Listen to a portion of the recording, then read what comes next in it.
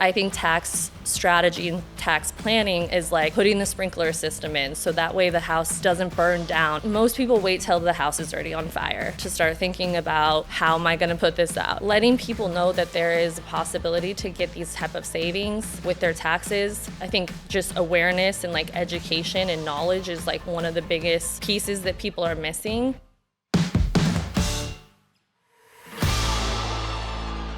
Welcome back, everyone, to the Learn Like a CPA show. I'm your host, Ryan Bakey, live in Nashville. And today we have a member of my team, Laura, who heads up the sales and marketing department. Laura, how are you doing? I'm doing good, thanks. So tell us a little bit more about your story and background and how you got into real estate. I would say the original driver of real estate was for sure my grandfather. He came here from Poland when he was like 38, 40 years old. And his dad had told him, if you invest in good land, you'll never lose money. And so when he came here, that was like kind of his whole purpose. And when his favorite story was always to talk about, he worked for Boeing for a while, got some Boeing stock, it like dipped. He was like, I didn't tell your grandma, but I, invested more when it went down. And then when me and my friend both cashed out, he bought a new truck. I bought like a little commercial space. And he was like, guess what one's worth more now? That truck or the real estate that he held on to for a really long time, which is something that we still have to this day that is a income producing property for our family still. So that was kind of like the original driver. And then with short-term rentals specifically, I had a really good friend who, Matt and Emily, who lived in Costa Rica and Nicaragua, and they had these like luxury real estate, short-term rentals that they were renting out and pretty much just like kind of hopping around and like living in the one that wasn't rented out. And I was like, this is like a really cool life. And so that was kind of the first driver where I was like, I want to do this. I want to have places where I can maybe go vacation once a year, but then also have as a short-term rental. So what is your technical background? Like, what did you do for work? For work, I've always kind of been in like sales positions, and I've just never wanted to have a job where there was like a cap on how much I could make. I always wanted to be incentivized by the harder I work, the more money I make. If I'm going to be lazy, I'm not going to make any money that month type thing. So I've always been really incentivized by, having that to like also drive me, I guess. Eat what you kill mentality? Yeah. So did you go to college? I didn't. Wow. Yeah, I didn't go to college. I ended up going to like a technical school in Arizona outside of high school. The college that I got, I'm from a super small town, like home of the Logger Rodeo. I don't even know if you guys know what that is, but super small town, about an hour north of Seattle. And so the college I got accepted into, I was just like, it was all like environmental sciences and just like things I wasn't interested in. Mm-hmm. And so I ended up going to Scottsdale and going to like a trade school to do like clinical aesthetics and like work under a plastic surgeon. And I realized again that I was going to be like capped out on the amount of money that I would make. And I just knew pretty instantly that wasn't going to be the job for me. So ended up getting into sales and kind of always stayed in that position until I started getting into real estate. Can you tell us a little bit about your current sales role? Right now, working for you, doing, I don't even know if I consider it sales because it's a service that I feel like everybody really needs. I mean, the story of me coming on to work with you, but I was seeking out help with my taxes as well. When you start getting involved in real estate, things get more complicated. I was always doing like TurboTax. And as things got more complicated, I started seeking out help. I think I had heard a podcast that you were on. I don't remember if it was Bigger Pockets or like your actual podcast when I was driving back from Joshua Tree right after I purchased my first property. And I was just kind of like, I didn't know any of these things.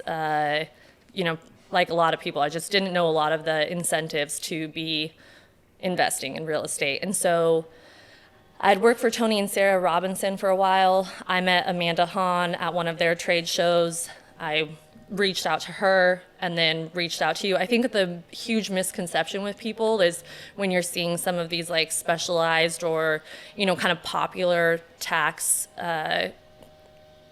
services that you think that like, oh, there's no way I could work with them. Like they're so big, there's no way that they're accepting new clients. And so, reaching out and having those conversations, I think I reached out to Amanda and you get the pricing, you're like, oh, that's way more than TurboTax, anything I've ever paid.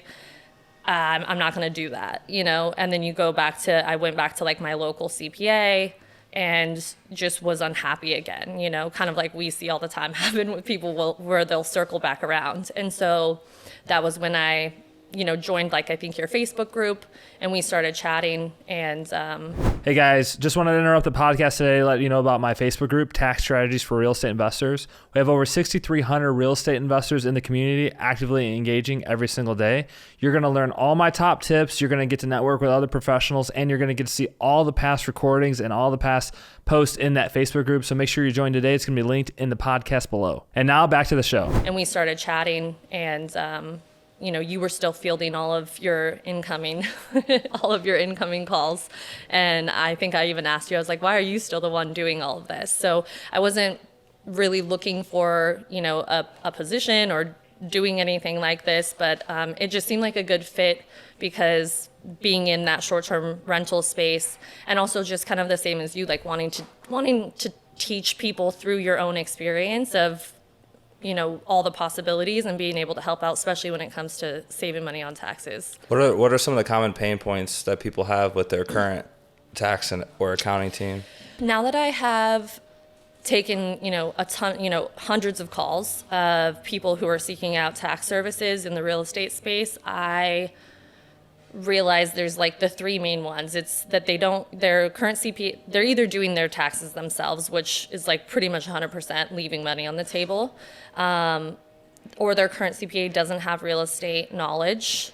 They have to hear stuff off of social media or podcasts in order to bring it to their CPA. And they're like, why am I paying a CPA? And then bringing them all the strategy.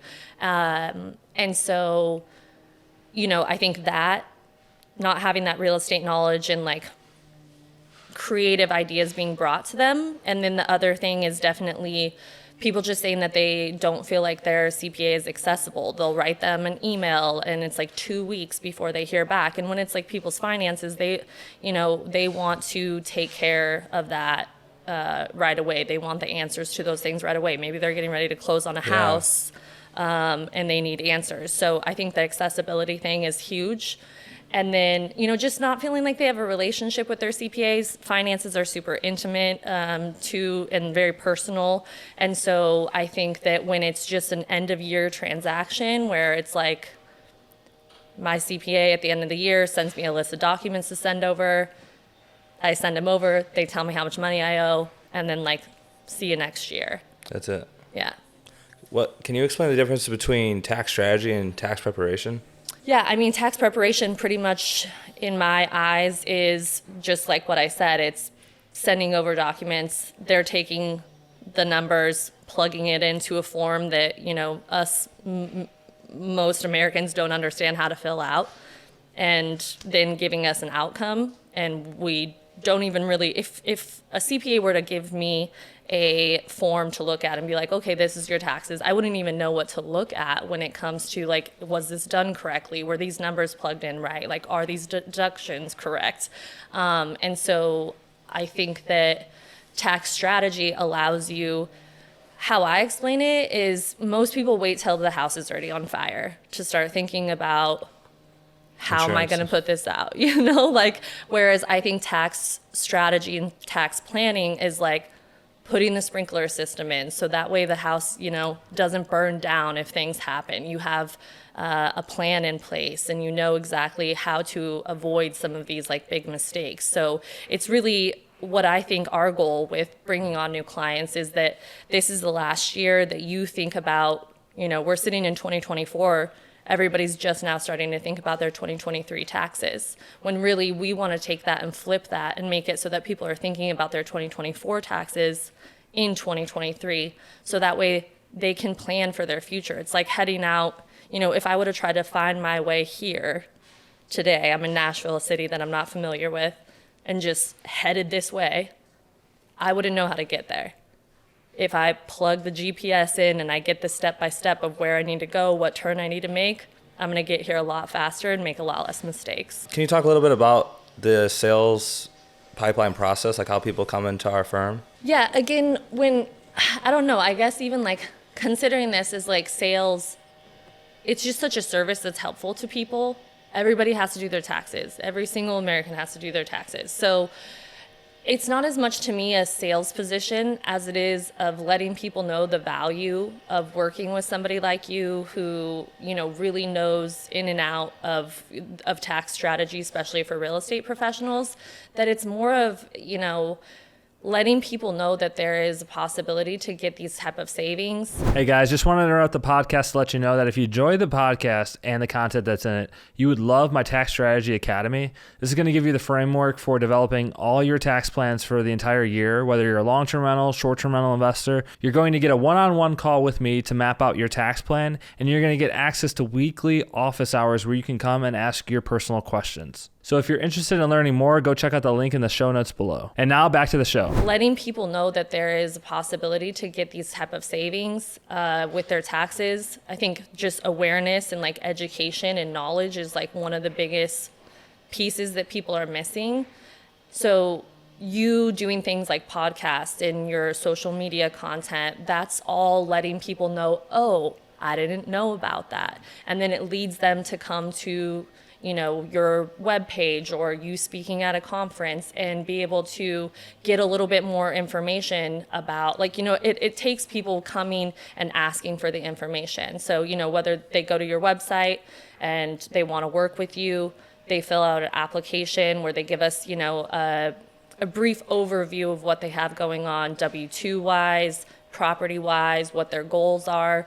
And then we end up getting on a call with them to sort of vet out if they are a fit for us. We aren't going to be as competitive when it comes to pricing with TurboTax or with a local CPA, but we're going to be super, super competitive when it comes to the value that those people are getting. And so it's just kind of allowing people to see that, give them the information, and allow them to see that this is like a true need, and also make them feel comfortable with making that jump. If you're used to paying, $250 to file your own taxes, making a jump to work with a specialized CPA like yourself is going to feel, kind of intimidating. I remember, because it was only a year ago that I was intimidated by the numbers that I heard with working with a specialized CPA.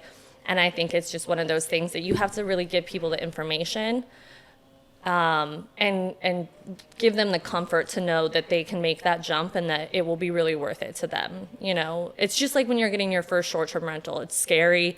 You're like, am I going to make money doing this?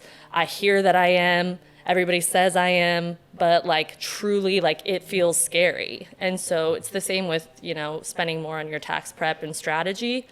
You just have to make them feel comfortable to know that it's going to be worth it to them. Awesome.